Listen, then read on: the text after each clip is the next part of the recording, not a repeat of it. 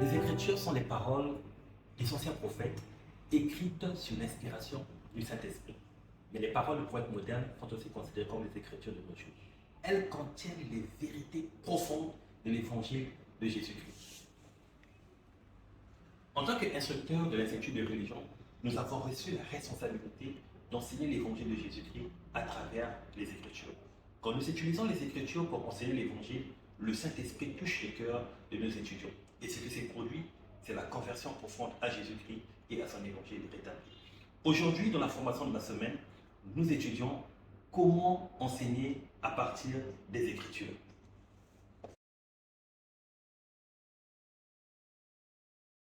Pour enseigner d'une manière efficace à travers les Écritures, il est important que nous puissions respecter trois étapes essentielles. La première étape, c'est présenter le passage d'Écriture, c'est-à-dire le contexte.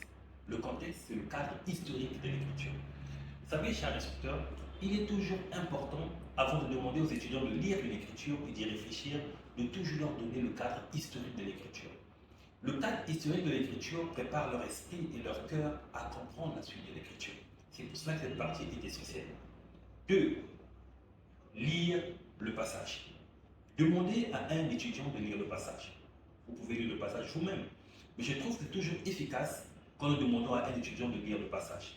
Mais nous devons faire attention. Parce que dans la salle, il y a parfois des étudiants qui ont du mal avec la lecture. Cher instructeur, vous devez gérer ce genre de situation avec beaucoup de tact. Quand nous demandons aux étudiants de lire le passage, nous les invitons à lire en recherchant un point précis dans l'écriture. Cela peut être une vérité précise dans l'écriture. En ce moment-là, les étudiants ne liront pas seulement pour lire, ils liront avec leur esprit et leur cœur, toute leur attention focalisée sur l'écriture parce qu'on leur a demandé de faire attention à un point précis. 3. Appliquer l'écriture. C'est la partie la plus importante. Que signifie appliquer l'écriture? Appliquer l'écriture, c'est faire le lien entre l'écriture et la vie des étudiants. N'oubliez pas que Néphi a dit, nous appliquons toutes les écritures à nous, afin que ce soit pour notre profit et pour notre instruction. Il est important d'aider les étudiants à voir comment l'écriture s'applique à eux. Je sais une chose, chers instructeurs, si vous respectez ces trois étapes, vous verrez que vos étudiants n'auront pas de mal à comprendre les écritures que vous enseignez. Ils aimeront les écritures et ils n'auront pas du mal à savoir comment appliquer les écritures à leur vie personnelle.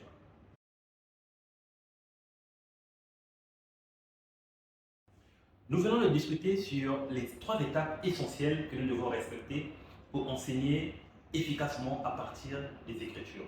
Je rappelle, première étape, présenter le passage, c'est-à-dire présenter le cadre historique ou encore le contexte. Deuxième étape, lire le passage, mais tout en demandant aux étudiants de rechercher dans le passage un point précis, une vérité précise avant de lire. 3. Appliquer l'écriture, c'est-à-dire établir un lien entre la vérité enseignée dans les Écritures ou dans l'Écriture avec la vie des étudiants. Dans cette partie, nous allons nous exercer ensemble. Nous avons ici au tableau trois Écritures. La première, 1 Néphi 3, le verset 7. La deuxième, Mosia 4, le verset 29 au verset 30. La troisième, 3 Néphi 11, le verset 14.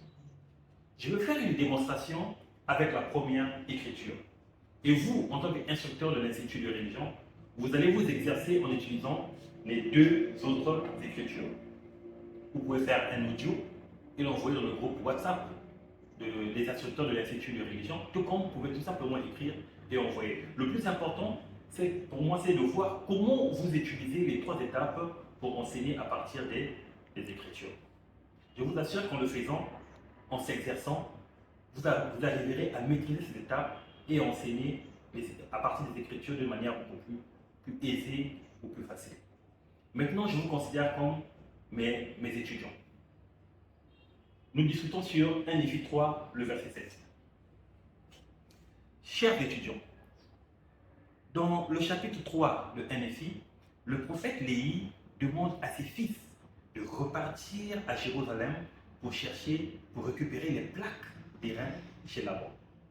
l'amont et les muets murmurent et ils disent que le commandement était trop difficile pour eux et ça dépassait leur capacité de respecter ce commandement. Nous allons voir quelle a été la réaction de Néphi face à ce commandement qui a été donné par leur père. Nous allons donc lire dans 1 Néphi 3, le verset 7, pour découvrir la réaction de Néphi. Mais pendant que nous lisons cette écriture, recherchez aussi dans cette écriture ce que notre Père Céleste fait pour nous aider à respecter les commandements qu'il nous donne. Le verset 7. Et il arriva que moi, Néphi, je dis à mon père, j'irai et je ferai les choses que le Seigneur a commandées. Car je sais que le Seigneur ne donne pas de commandement aux enfants des hommes sans leur préparer la voie pour qu'ils puissent accomplir ce qu'il leur commande.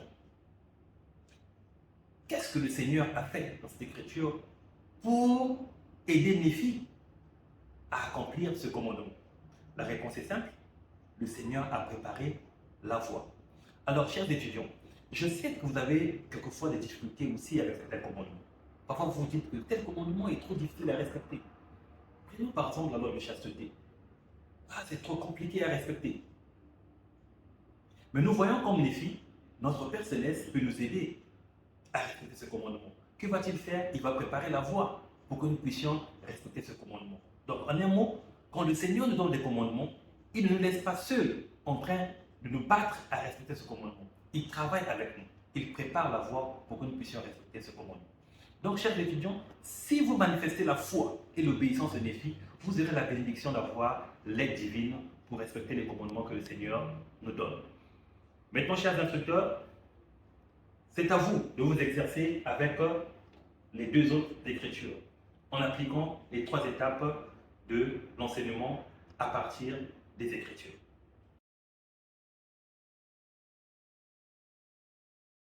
Chers instructeurs, si vous avez des questions à poser à propos de cette formation, n'hésitez pas à le faire. Posez des questions dans le groupe WhatsApp des instructeurs de l'Institut de religion. Je serai toujours disposé à répondre. La prochaine fois que vous allez enseigner, exercez-vous à le faire en classe. Enseignez de cette manière, en utilisant les étapes que nous venons de décrire aujourd'hui. Je vous fais la promesse que l'Esprit vous guidera et guidera aussi vos étudiants. Au nom de Jésus-Christ.